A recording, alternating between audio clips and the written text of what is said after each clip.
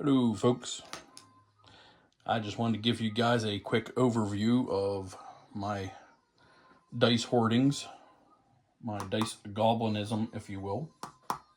Some of these standout dice is I actually have some of the original AD&D dice.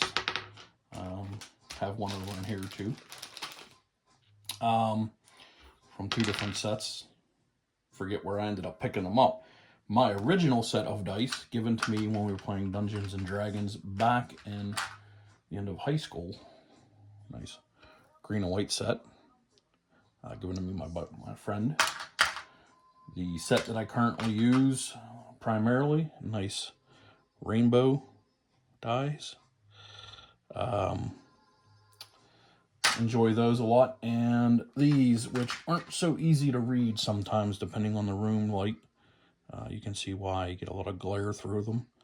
But my acid green ones, very fun. Some of the other ones, when I went to go make a big roll for my players, some of them did not believe my rolls behind the screen, so I got a giant D20 to throw down, and whatever it is, it is. Nice D100. I always kind of thought these were neat, but they always tend to get away from everybody. Some other quick dice to look at. I got some nice metal dice in here that have rounded corners. These are pretty cool. They roll very nicely. I got some of these die, kind of hard to see, but they have glitter inside. This is a bit of an overflow bag. These fluorescent pip ones, I got a whole mess of them right here. The reasoning for these was these were very cyberpunkish, and you could easily get an odd dice out for things for playing Traveler and whatnot, and everybody would tend to get their favorite colors. Was trying to get into the Traveler more. Unfortunately, things being what they were, the group kind of fell apart. Some other interesting dice of note: the Vampire the Masquerade dice. I got two sets of those. Got another set over here. Got some unpainted Hextech dice. I was eventually going to get around to painting these with my models. Never did. And my wife went out and bought me a gold-plated, painted royal blue set of Hextech. Very nice. Very loud when you roll them, unfortunately. Did do damage to my buddy's wood table. This table is tile and will chip.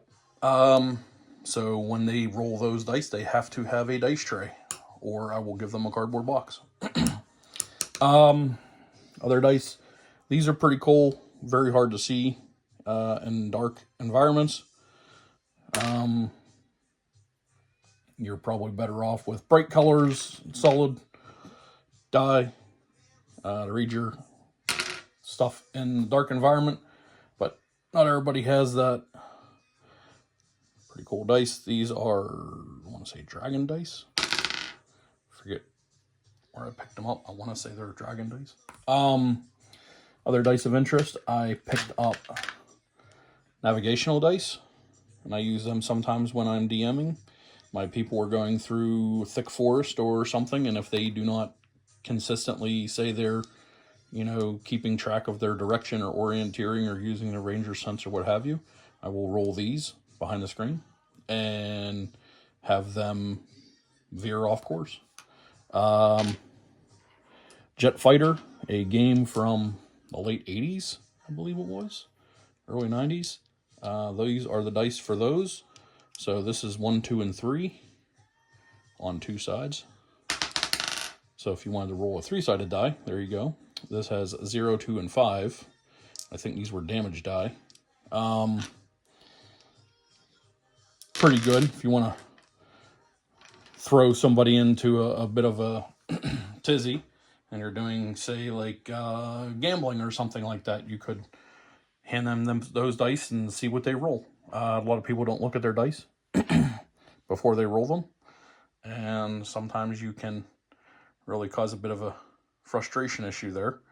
These dice are very cyberpunk. I bought them a few years ago. They're actually aluminum, but they're very hard to read when you're in the heat of a moment. Like that is a 6, and you might mistake it for a 5. 2, 1. They're aluminum. Touch noisy. Got some pirate dice. These are from Liar's Dice. They have little skulls in them that are glow in the dark.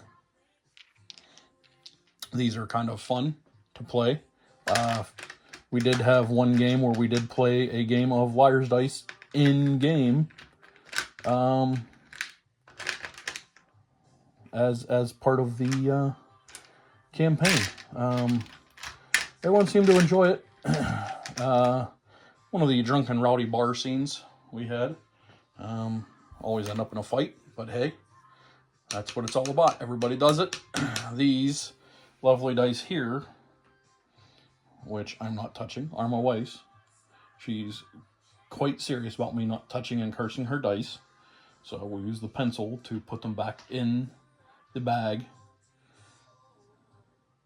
so you don't have to freak out on me, love. These are my traveling dice, and I have a bunch of other D6 buried in the bottom. That's one of my dice cups. I sometimes like using these to roll. I like the sound of them, definitely. Reminds me of when I was a child, my grandmother taught me baccarat.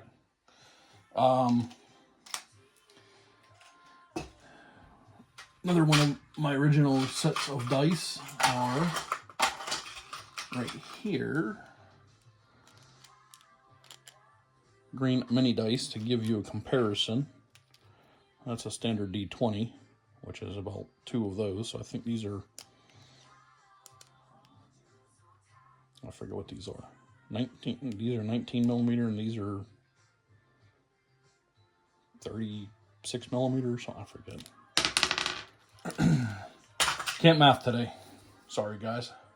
Anyways, I have a couple bags of die that are around. These are a set of die I won recently from, I forget what exactly it was. I think it was a toy show. And I want a set of die.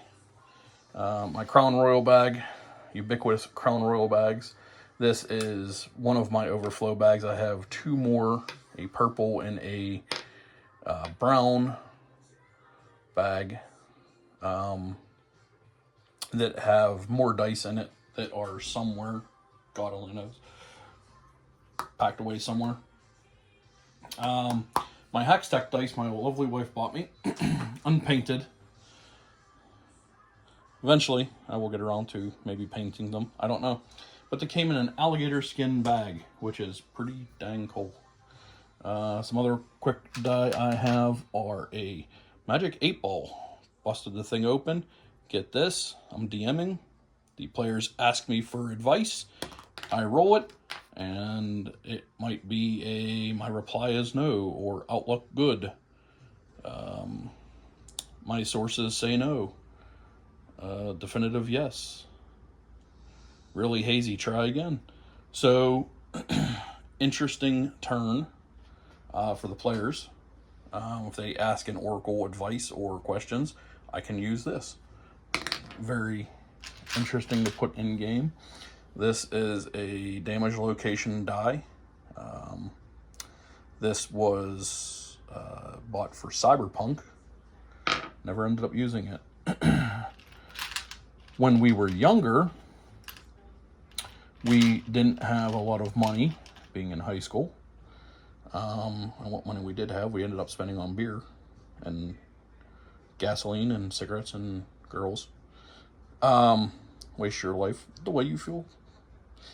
We used trouble pegs for our characters, and it's, oh yeah, I'm going to go and flank around this way, whatever, blah blah blah. One of the other things we used jujubes for enemies, but we also used bottle rings from pop bottles this guy is cursed or sick or whatever, injured thusly. That was one of the things that I've actually seen recently. I want to say it was Matt Mercer. Thank you for validating that part of my life. We were not the only ones to use milk rings and such for that purpose. Most milk jugs you can get either have the red, the pink, the purple, a blue. Sometimes you will get white. Sometimes you will get a black. Iced tea canisters tend to have a lot of black and gold. So yeah, you can get a variety of colors. They go around your little miniatures. Matter of fact, here you go.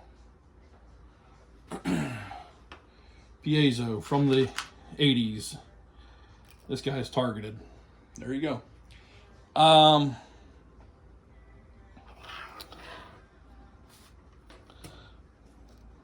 It goes right around the dude. There he is. Ring goes right around him. And remove the curse, whatever. Yeah, that dude, he is a miniature from back in the 80s. I got 2 miniatures that I found in my box of stuff after moving a few times. There was this dude and then a little imp.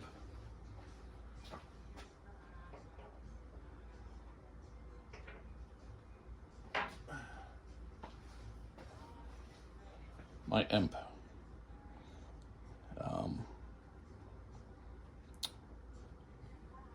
He was a rock imp, and originally the rock was black, and with brown speckles on it. I painted it gold, made them all gray, because my thinking was he was kin to a gargoyle, just without the wings. Yeah, little throwback in history for you guys. Both Piezo miniatures. We used to get them. They're pewter, I think they are. We used to paint them up. That's Charlie the Knegget, and I made the spear for him. Let me direct you guys real quick. So I made a 6-foot tall spear for him, because I think his little sword looks hokey, and I will be eventually taking that out of his hand, and he can have his spear. So back to the dice. I got a couple of different collections I got here. I kind of like the clear dice because they really catch a lot of the light, so it's easier to see in the dark. But to be honest, if you're really going to see in the dark, you want a dark background, light lettering. Depending on the lighting, sometimes these dice will not be visible. I guess I'm telling you new players. So like the original dice did not actually have paint on them. That was just par for the course back then. But yeah, so several different dice in my collection. Every time I go to a convention, toy convention, something like that, I find dice. I will enter to win a container of dice or buy a container of dice before I leave. And this is my typical travel kit. This dude I would use at home when I was DMing. I really wouldn't carry him for travel because it was just cumbersome. Same with this guy. Afraid to lose him. Too easy to just roll around. It'll roll forever. So, yeah. Here's a quick overview. I really like the travel dice. I actually went out looking for more travel dice, and I found a bunch of different ones on Amazon. Ended up picking those up, and I really like them because if you're going to possibly play a game, you can throw 3 of those in your pocket. I guess you could throw an entire set of dice in your pocket, but you know, you typically only need 1 of those. We used to play sometimes at school during lunch, and sometimes we'd play after school either at the park or friend's house or whatever, and he might not have any dice. So we'd make do. I did have, back in the late 90s, I did have a coin that had a sword and shield on one side, and it had a, I think it was a dragon on the other side, or a wizard or something. But it was a brass coin. A friend of mine in high school actually cast them and made them, and those were our D2s. And tails were always the sword and shield, or that was your combat and peace or whatever. But yeah, I don't know where that disappeared to. Probably with my other miniatures and other dice somewhere. But there is the collection, most of it, of what I have. Pretty interesting that I actually came across some of the original die for Dungeons and Dragons that came in the old box set. And the Vampire the Masquerade dice, I completely forgot I had these. Until I opened up my bag and remembered them. But, yeah, it's pretty nice. Really nostalgic that my buddy gave me the dice, and I still have the original set. And I still have the original set of my travel dice, which was good, because sometimes we would play in cars. Quick shout out to my buddy Nick Wiggin and his girlfriend Susan Feldbush and friends. They did up their first comic book recently. I got a nice signed copy. Darkenwell is the series, and this is issue 1. They started this because he's actually making a movie based on this, and he actually created this mask and has been working with a bunch of wonderful people to try to get the movie off and going. And one of the Jason Voorhees is actually playing in that movie. They have him signed to a contract.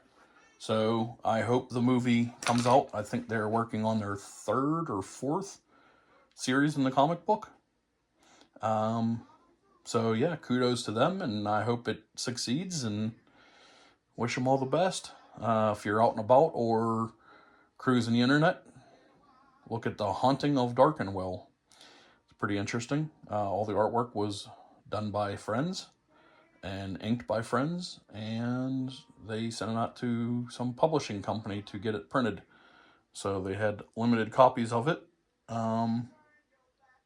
And I believe on their website, Darkenwell, if you go to the Haunting of Darkenwell and find the website there, I believe you can actually order a mask. I don't know when they'll actually be in production, but I think they have 5 or 6 masks that you can order. So, hey, kudos to them. And thanks for joining me on this little tour of my dice hoardings.